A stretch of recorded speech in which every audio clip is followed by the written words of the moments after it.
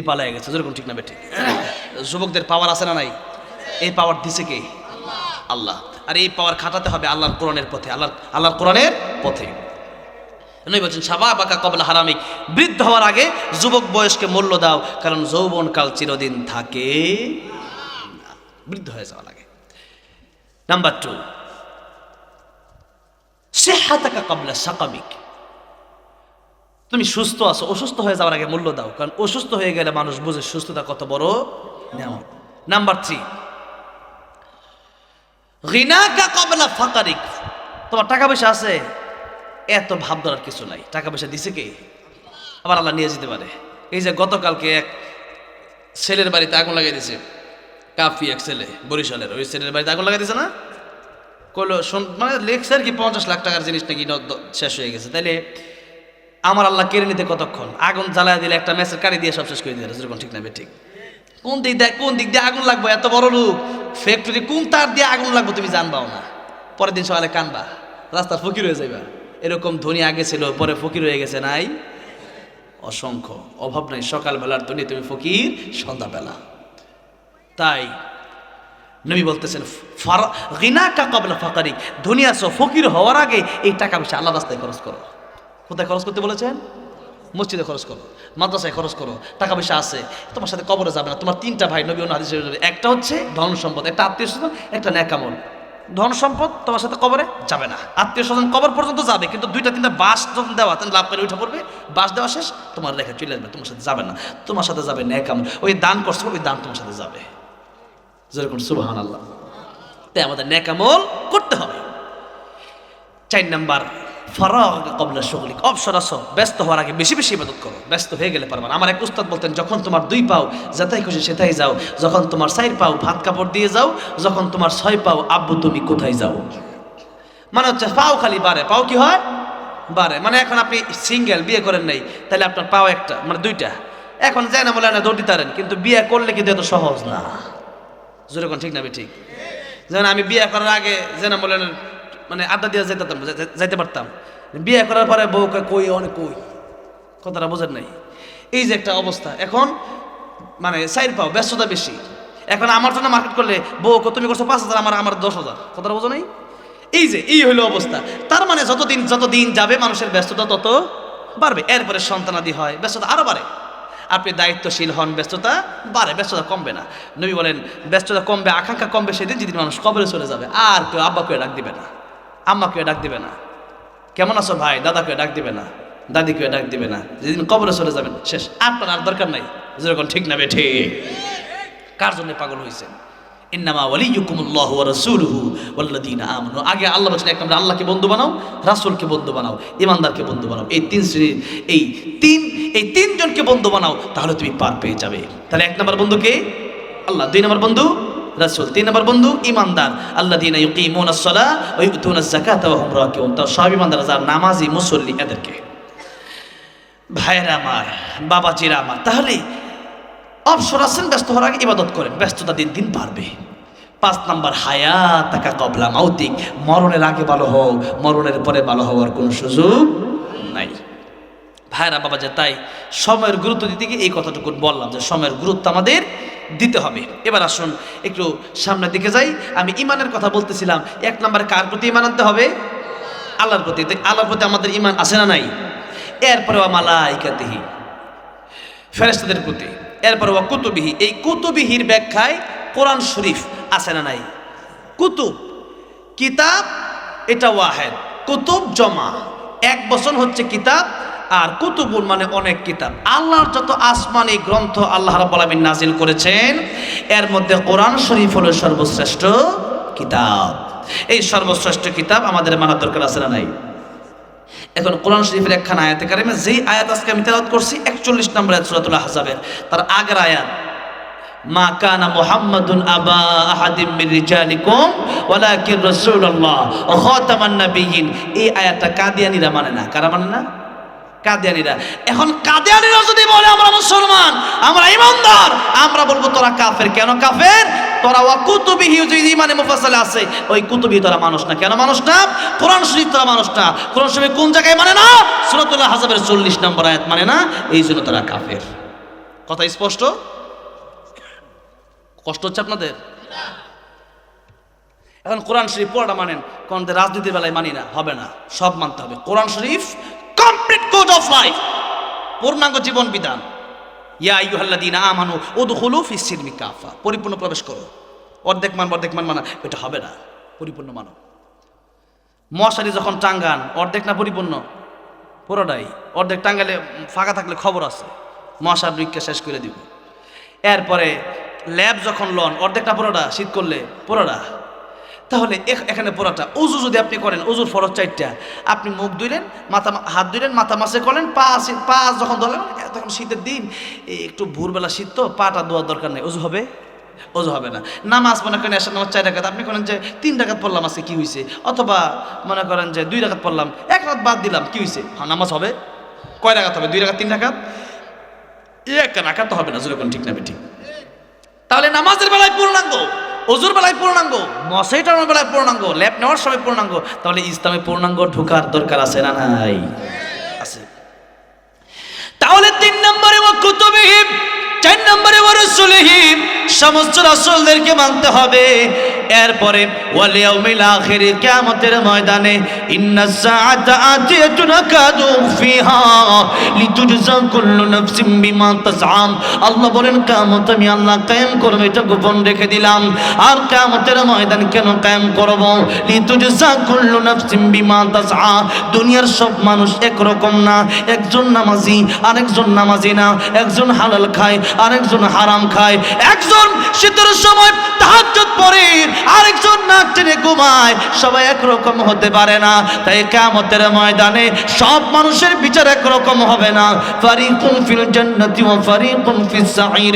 কিয়ামতের ময়দানে আল্লাহ 2টি দলে মানুষকে বিভক্ত করবেন, একটা জান্নাতি দল আর একটা জাহান্নামী দল। জোরে বলেন কয়টা দল? 2টা দল, একটা জান্নাতি আর একটা জাহান্নামী, এছাড়া কোনো দল হবে না। যারা ইমানদার তারা জান্নাতে যাবে, যারা বেঈমান এরা জাহান্নামে যাবে। তা না হলে আমরা এত কষ্ট করে এই যে রাত 12টায়, রাত 11টা 11:30 বাজে বসতেছেন, বসে রয়েছেন কেন? আল্লাহর জন্য না, কেবলমাত্র আল্লাহর ভালোবাসা, নবীর ভালোবাসা, যেরকম ঠিক না ঠিক। এরপরে কষ্ট করে শীতের সময় উঠতে মন চায় না, ফজরের সময়, তারপরে আসতেছে কেন? আল্লাহর জন্য।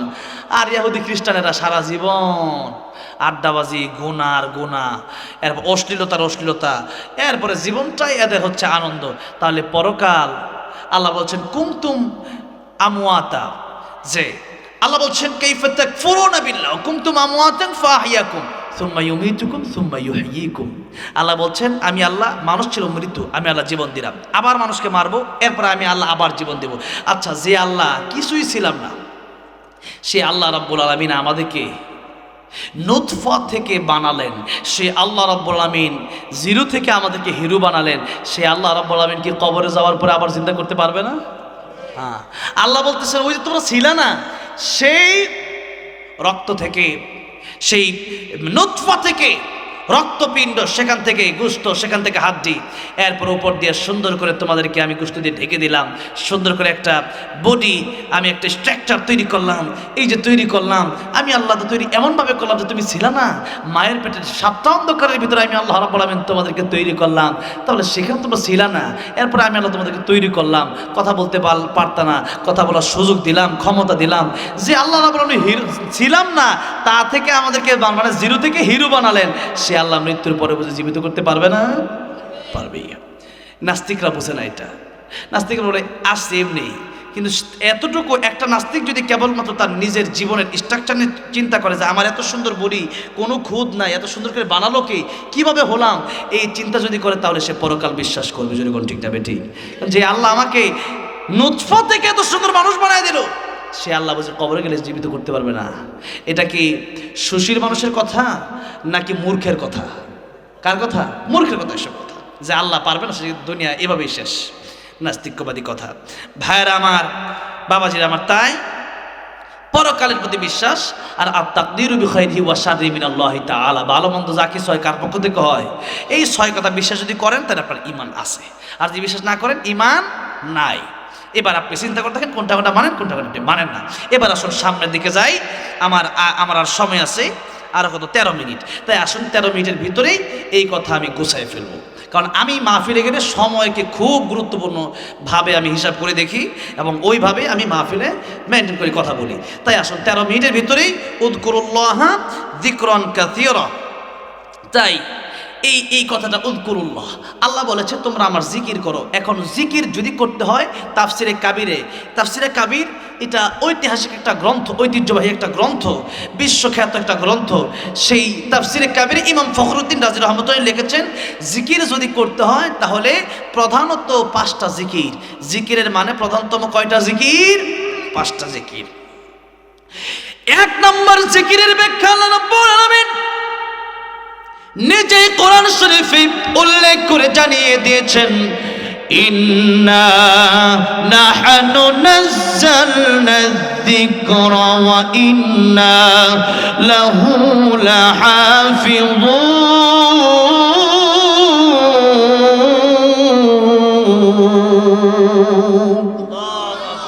আল্লাহ বলেন এই কোরআন শরীফ আমি আল্লাহ নাজিল করেছি, আর কোরআন হেফাজত করবেন কে? আল্লাহ। এখন এখানে দেখেন ইন্না নাহনু নাযালনা যিকরা ওয়া ইন্না লাহু লাহাফিযুন, এই যে এতটুকুন আয়াত আমি পড়লাম, এই আয়াতে কি কোরআন শব্দ আছে? কোরআন শব্দ নাই। কোরআন শব্দ আছে? আপনি দেখেন আসলে ইন্না নাহনু নাযালনা যিকরা ওয়া ইন্না লাহু লাহাফিযুন, আমি তরজমা করলাম আল্লাহ কোরআন নাজিল করেছে, আল্লাহ কোরআন হেফাজত করবে, কিন্তু কোরআন শব্দ কি এই আয়াতে আছে? নাই।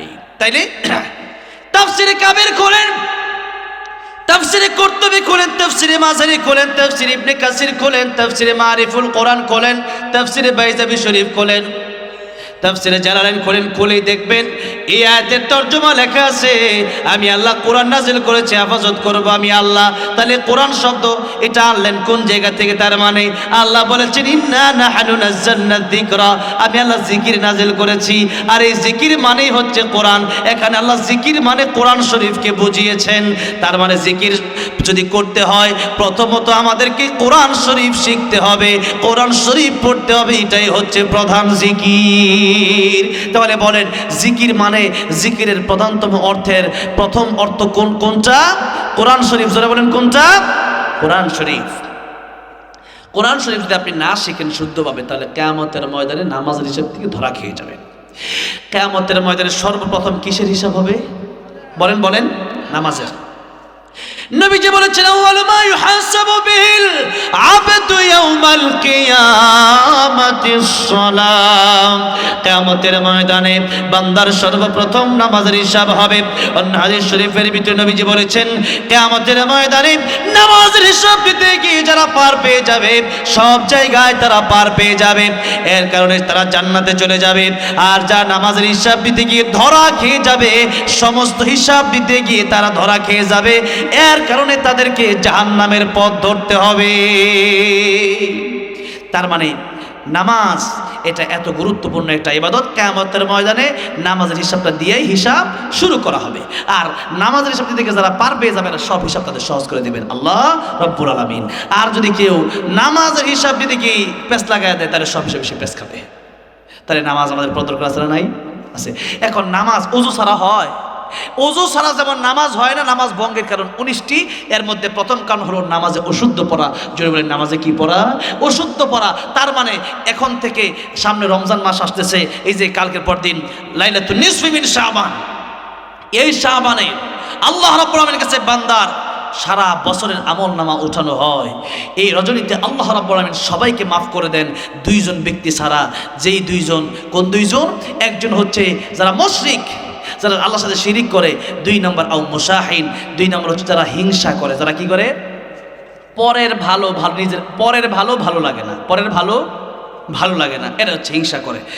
একজনকে আল্লাহ রাব্বুল আলামিন একটা বিল্ডিংয়ের মালিক বানাইছে, একটা গাড়ির মালিক বানাইছে, সে হালালভাবে এটা ইনকাম করছে, তাকে আল্লাহ দিছে পরীক্ষা করার জন্য দিছে। আপনি এটা বলতে পারেন তার এত টাকা কেন, এত বাড়ি করে, আপনি বলতে পারেন না। আল্লাহ কাউকে দিয়ে পরীক্ষা করে, কাউকে না দিয়ে পরীক্ষা করে, আপনি হিংসা করতে পারবেন না। তার মানে কথা হচ্ছে যে আল্লাহ তাকে দিল কেন, এটা হচ্ছে মূল প্রশ্ন। আল্লাহ তাকে দেওয়া বড় ভুল করছে এরকম আপনি বোঝাতে চাচ্ছেন। এরকম কথা যারা বলে হিংসার কারণে আগুন যেমন লাকড়ি জ্বালায় দেয়, হিংসা তার নেকি তার ইবাদত ধ্বংস করে দেয়। এই জন্য হিংসা যদি করেন নিজে নিজেই জ্বলে মরবেন, আর কিয়ামতের মধ্যে জাহান্নামে জ্বলা লাগবে। এই জন্য ভাইয়েরা আমার, বাবাজি, এই দুইটা কাজ যদি আমাদের ভিতরে থাকে, 1 নম্বর শিরক, 2 নম্বর হিংসা, আমরা বিরত হয়ে যাব। আল্লাহ আমাদেরকে মুক্তি দান করেন, জোরে বলেন আমিন। ভাইয়েরা আমার, বাবাজিরা আমার, তাহলে যেই কথা বলতেছিলাম, এই যে শবে বরাত আসতেছে, সামনে রমজান আসতেছে, এই ইবাদতের সময়গুলি ইবাদত করি আমরা, রাতকে রাত নামাজ পড়ি, রাতকে রাত নফল আমরা পড়ি, তাহাজ্জুদ পড়ি। এই রাতের বেলা তাহাজ্জুদ পড়তে কিন্তু কোরআন শরীফ যদি শুদ্ধ না হয়, নামাজ তো আপনার হবে না। এই জন্য যেহেতু এতদিন ভুল করেছেন, আমার কাছে তওবা করুন, মাফ চাবেন। এখন থেকে হুজুর আছে এখানে, হুজুর বয়স্ক শিক্ষা চালু করেন। কি শিক্ষা? বয়স্ক কোরআন শিক্ষা চালু করেন। কোরআন না শিখে আপনি কবরে যাবেন। আল কোরআন হুজ্জাতুল লাকা ওয়া আলাইকা। কোরআন কারো পক্ষে চলে যাবে, কারো বিপক্ষে চলে যাবে। কোরআন যার পক্ষে যাবে, ফারিকুন ফিল জান্নাহ, জান্নাতে চলে যাবে। কোরআন যার বিপক্ষে চলে যাবে, ফারিকুন ফিস সাইর, জাহান্নামে চলে যাবে। এই জন্য কোরআন শরীফ শিখার দরকার আছে না নাই? এতদিন শিখেন না, সেটা ভিডিও কথা, কিন্তু এখন থেকে প্রতিজ্ঞা করেন, কালকে থেকে কোরআন শরীফ নিয়ে মসজিদে বসেন। রাজি আছেন না নাই? ইনশাআল্লাহ। তার মানে কোরআন শরীফ পড়বেন আর সওয়াব হবে। সূরা ইখলাস 3 বার পড়বেন, এক খতম কোরআন শরীফের সওয়াব, যেরকম সুবহানাল্লাহ। প্রতিটা হরফ পড়বেন, বুঝেন আর না বোঝেন কমপক্ষে 10টা করে নিকে আল্লাহ আমল নামায় দিয়ে দেবেন, যেরকম সুবহানাল্লাহ। এটা হচ্ছে প্রথম জিকির। তাহলে প্রথম জিকির মানে হচ্ছে বেশি বেশি কোরআন তেলাওয়াত করা। কি তেলাওয়াত করা? আমরা সারা বছর যাই কোরআন শরীফের গিলাফ ময়লা হয়ে যায়, কোরআন শরীফ আমরা ধুইরাও দেখি না, ছায়াও দেখি না, যেরকম, ঠিক না বেঠিক? তাহলে কোরআন শরীফ আমাদের পড়ার দরকার আছে না নাই? আছে, যেটা আল্লাহর কালাম।